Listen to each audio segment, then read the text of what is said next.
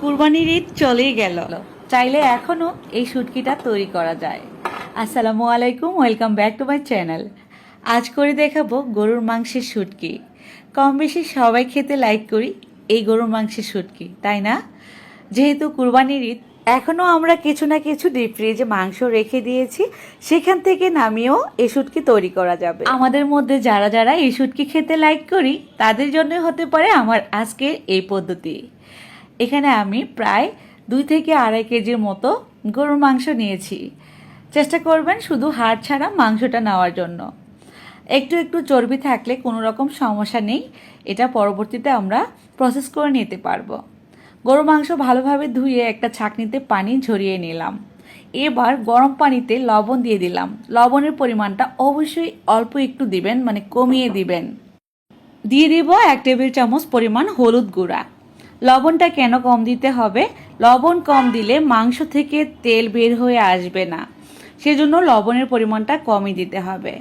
এবার যেই পানি এখানে আমি অ্যাড করেছি, পানিটাকে ফুটিয়ে নেব।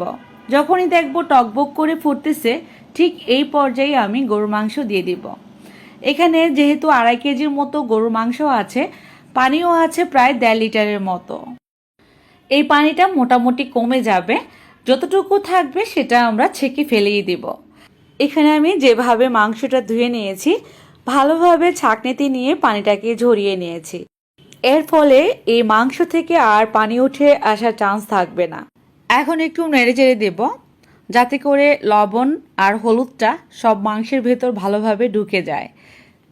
এখনও কিন্তু বলক ওঠে নাই। বলক ওঠার পর আস্তে আস্তে করে এটাকে মোটামুটি সেদ্ধই করে ফেলবো। কতটা পরিমাণ সময় লাগবে এই মাংস সেদ্ধ হতে, সেটার সময়টা আমি বলে দেব।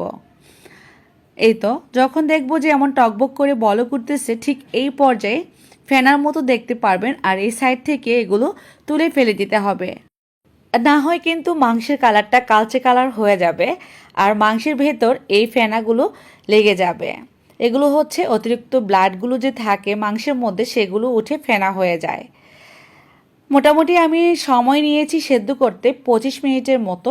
এর মধ্যে একদম সেদ্ধ হয়ে গেছে। চুলার আঁচটাকে মিডিয়াম টু লো ফ্লেমে রেখে আমি সেদ্ধ করে নিয়েছি। অবশ্যই খেয়াল রাখতে হবে শুটকি দেওয়ার এই মাংসটাকে ফুল সেদ্ধ করে নেওয়ার জন্য।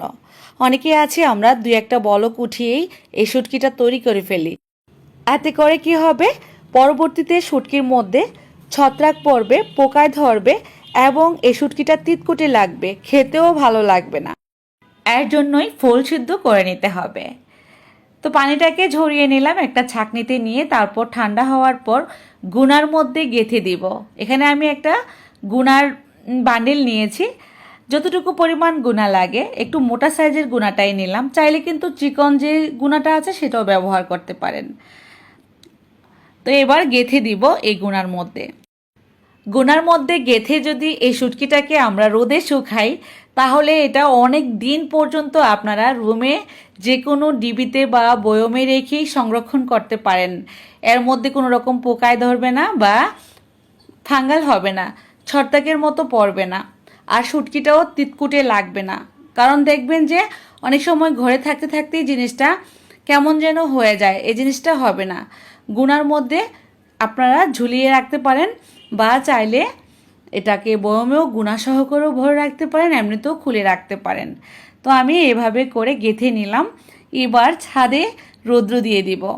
2-3 দিন রৌদ্র দিলেই একেবারে শুকিয়ে মোচমোচে হয়ে যাবে এটা। আবারও বলবো, চেষ্টা করবেন এই গরুর মাংসটা পুরোপুরি সেদ্ধ করে শুটকি দেওয়ার জন্য। এতে করে আপনাদের এই শুটকি কখনোই নষ্ট হবে না। পরপর 3 দিন রোদ্রে দেওয়ার পর কি অবস্থা শুটকির, এখন আমি একটু দেখিয়ে দিব। যেদিন রান্না করব আপনাদের সাথে অবশ্যই শেয়ার করব আমার এই শুটকি থেকে ভুনা রান্না করব। এটা খেতে দারুণ লাগে, সবারই কম বেশি পছন্দ। কার কার পছন্দ অবশ্যই কমেন্টে লিখে দিবেন। এই তো আমি একটা খুলে নিচ্ছি। গুনার মধ্যে রেখে কিচেনে ঝুলিয়ে রাখতে পারেন, এটা অনেক ভালো থাকবে। এই তো অনেকটা শক্ত হয়ে গেছে একদম। যখন রান্না করব গরম পানিতে কিভাবে ভিজিয়ে রান্না করতে হয় খুব ইজিলি, সেই রেসিপিটাও করে দেখানোর চেষ্টা করব ইনশাল্লাহ। তো যাদের ভালো লাগছে আমার আজকের এই রেসিপি, অবশ্যই চ্যানেলটাকে সাবস্ক্রাইব করার অনুরোধ থাকবে।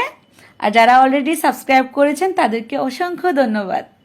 আজ তাহলে বিদায় নিব। সবাই ভালো থাকবেন, সুস্থ থাকবেন।